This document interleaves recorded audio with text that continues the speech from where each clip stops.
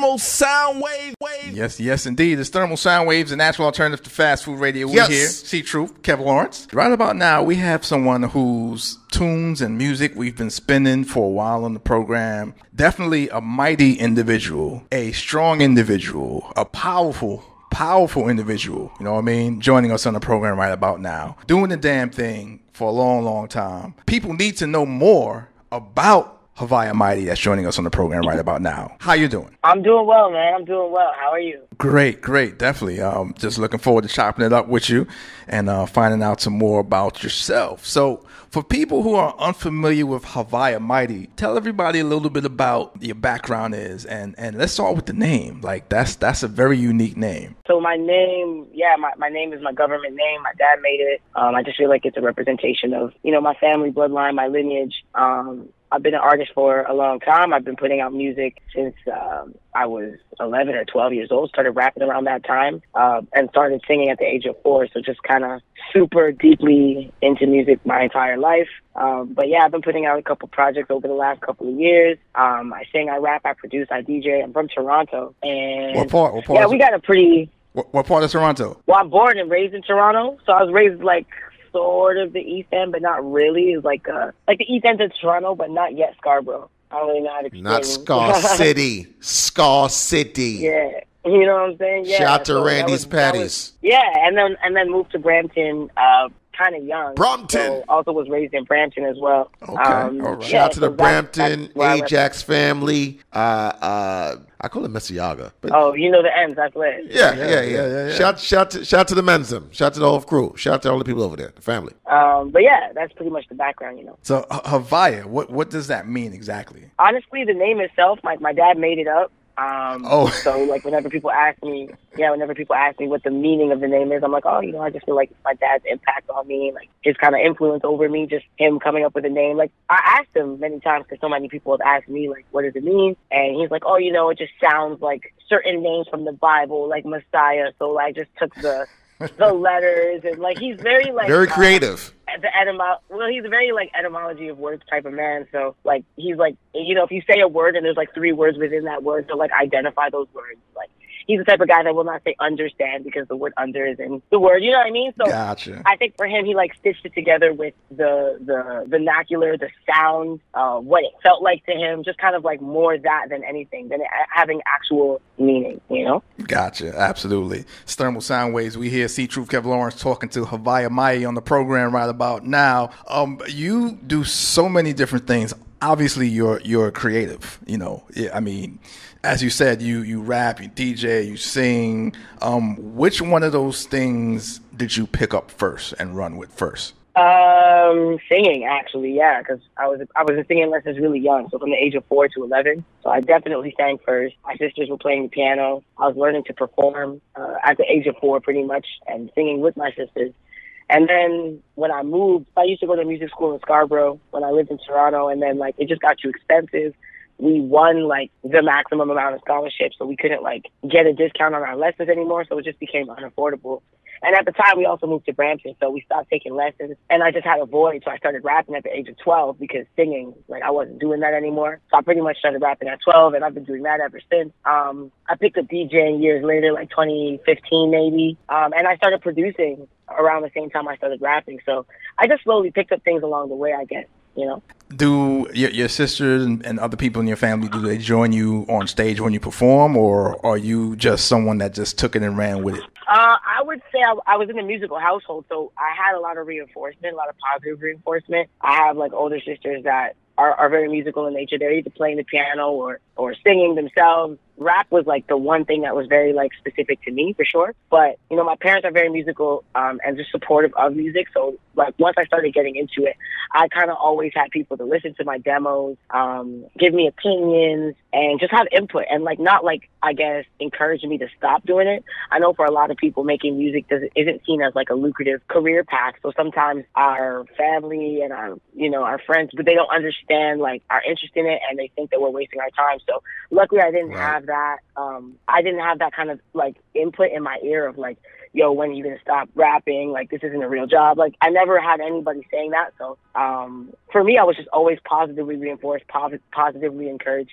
And yeah, just kind of reminded by the people that matter the most to me that music has a lot of validity. So I feel like really lucky in that aspect. And being from Toronto, do you feel that, I mean, there's been many people that have come out of Toronto that are legendary, but do you feel that Toronto is getting their due, or do you feel that Toronto is still like not getting the proper due that it should, as far as the artists that come out of Toronto? I feel like we're starting to get more recognition. Like there was a time when the best artists from the ends were not getting any or very little international looks, and now I feel like we're seeing a lot more artists from our side of the border get international looks, including myself, right? So I definitely think there's a shift happening. I feel like we're looking to more regions, not just Canada, but just different states as well for like what the sound is, what the trends are, where that impact is coming from. Mm-hmm. And I do feel like Toronto is taking up more space in the international landscape. So, but I definitely think it could be better too. Right? I think there's a lot of artists, a lot of talent from here. And yeah, I'm excited to see people kind of embrace that more. And shout out to the places outside of Toronto, because people think Canada is just Toronto. Like, no, there's many other places. Like, you got Montreal. Shout out to the people in Montreal. Winnipeg. You got Winnipeg. Windsor. Just London. Vancouver. Just, yeah. Y'all know Nova Scotia, Halifax. Yeah. We've been through Canada, so we're not one of these people that's just like, oh, we just know, Toronto. Nah, we've been through Canada, so we know what it is. Yeah, y'all know what's up for sure. We respect Canada. I love that. Yes. Yeah, but Canada's a big landscape, and yeah, there's a lot of artists that want to make it in Toronto, but yeah, at the same time, there's a lot of artists that aren't even from here. Like you mentioned, there's major metropolitans like Vancouver, like Montreal, like Halifax. Even like I'm playing a show out there soon. Yeah. After my U.S. shows. Big up yeah, Halifax. And I'm excited. I haven't been back there in like a year and a half or whatever, but like that's like a whole different side of Canada. And Canada's big, we don't have the same type of like hip hop landscape and infrastructure that the U.S. has. But when you become a traveling artist like I have, and you kind of go to different festivals in different regions, you realize there's hip hop fans all across the country. It's just not as popularized. No doubt, no question. And what I like about your music and your projects is it represents just that wide landscape.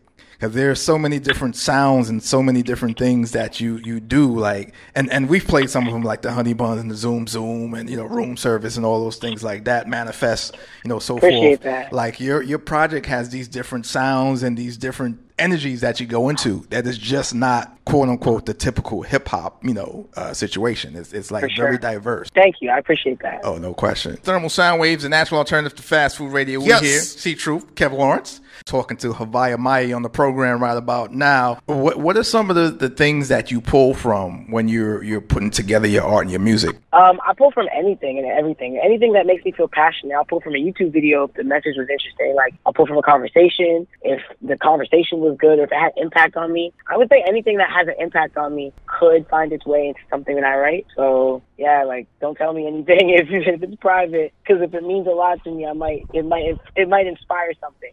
Pretty much anything that inspires me could become a part of art. And that's what art really is for me, is like, when I'm making it, my hope is to inspire somebody else. So I guess that same feeling that I get in any sort of like aspect of life where I could be cooking and it could taste really good and that could inspire me, or I could learn something. Learning, I think, is a really inspirational thing. You never know where you're going to get insight from. So again, like, yeah, I would say just anything that inspires me, anything I learn from, anything that makes me feel like I could be a better human for knowing that information. I find that those are the things that inform me. And then of course musically, like if I learn how to play a new guitar lick, I learned a new cadence. I learned even a new word. Like sometimes I could learn a new word and I'm like, oh, how would I put that in a sentence? And then like from there, a song might start. So yeah, it starts with a black hole of pretty much like anything that feels good. No question. It's Thermal Sound Waves, natural alternative to fast food radio. Yes. We here, C.Truth, Kev Lawrence. And Haviah Mighty. You mentioned about, you might learn new cadence, a new word, and a new lick on the guitar. Explain some of the instruments you may know how to play or that you're trying to get into right now. Okay, yeah. I play guitar like a little bit. Like I would say my main instrument, of course, is definitely my voice.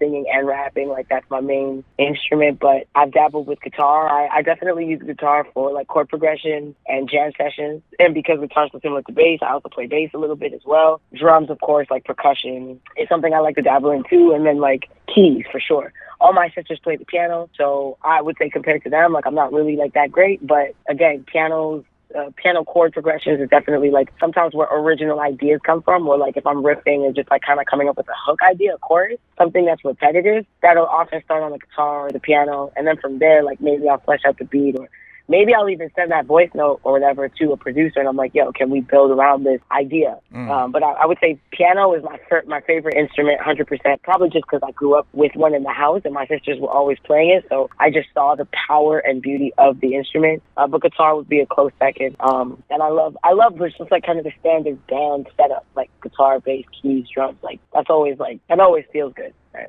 We know that you give a lot of props and respect to your sisters. Is there any programs that you're doing or you're working on to help inspire women? I feel like just by existing and trying to put out music that takes up space in a different way, I hope that I am doing that. And yeah, very supportive of my sister. Like she actually had a release party for her new album, Notorious and Noble, and we performed a new single, right? And we did that with a producer / DJ by the name of Four Corners. And yeah, she brought me on stage and kind of took a moment to remind me like all of the barriers that I'm breaking and how impactful it is to have me on her project and just like keep opening doors for people. And yeah, I didn't really have to do much in that particular instance other than, perform our song together and also stand on the stage and be acknowledged as someone who is breaking those boundaries. So I think on one hand, the art that I'm creating and the intention behind it, like I know I occupy space that a lot of people don't see often, or they don't know if they think it's trendy, or they don't know if they resonate with that vibe. But I feel like just taking up space and doing what feels authentic to me and continuing to do that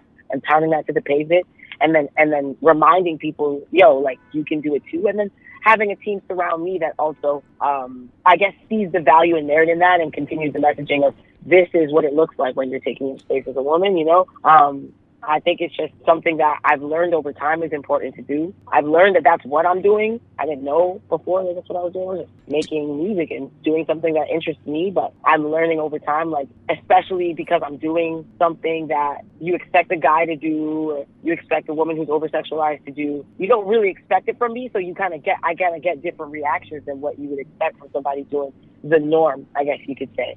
I get a lot of that rejective energy, or I get a lot of that not accepting energy. I've always felt like the underdog though. So it's in line with my narrative, I guess you could say. So I guess it's just prolonging the narrative that I've always felt I have, and trying to remind or inform people that if they are in that place of feeling like they're an underdog in their own life, or they're existing in an industry that is not meant for them, that they can stay there and they can still occupy space and they can be successful and they can do those things. And they can also make impact and have other people. They can shift mindset as well, Do you ever feel so that? I'm just learning as I go. Do you ever feel that people, when you say to people, hey, I'm an artist from Toronto, do you feel that people are not from Toronto look at you like, okay, so do you know Drake? And do they make you want to be like Drake, meaning since you're from that part of Canada? No, not really. I feel like now people understand that Drake is not just like everybody's friend in the city. So I don't really get those questions anymore. I mean, I definitely have had people ask certain things because he is the biggest artist from the end. So if you don't know anything about the hip hop genre and you know I'm from Toronto, then I guess that's kind of like where your mind would go. But yeah, I think that like there's definitely an international standard of like, if it is a Drake, I'm not sure I care about it from like Toronto. Like, I'm from whatever state I'm from, or could be Europe, could be another part of the world. The type of hip hop that they're able to receive from here maybe will only be Drake or the biggest artist from here. That's possible, but yeah, I don't really pay attention to stuff like that. Like, I really pay attention to my fans and the people I'm trying to access. So if somebody is like stuck on like the biggest artist from somewhere, obviously that's not like the lane that I'm occupying. So, yeah, I'm not really like, I guess, paying too much attention to that. But yeah, I would say when I was younger, people made more funny comments like about Toronto and about like what the landscape is, or like, do you live in igloos, or like have you yeah, we used to hear that a lot. About, and be serious about those questions.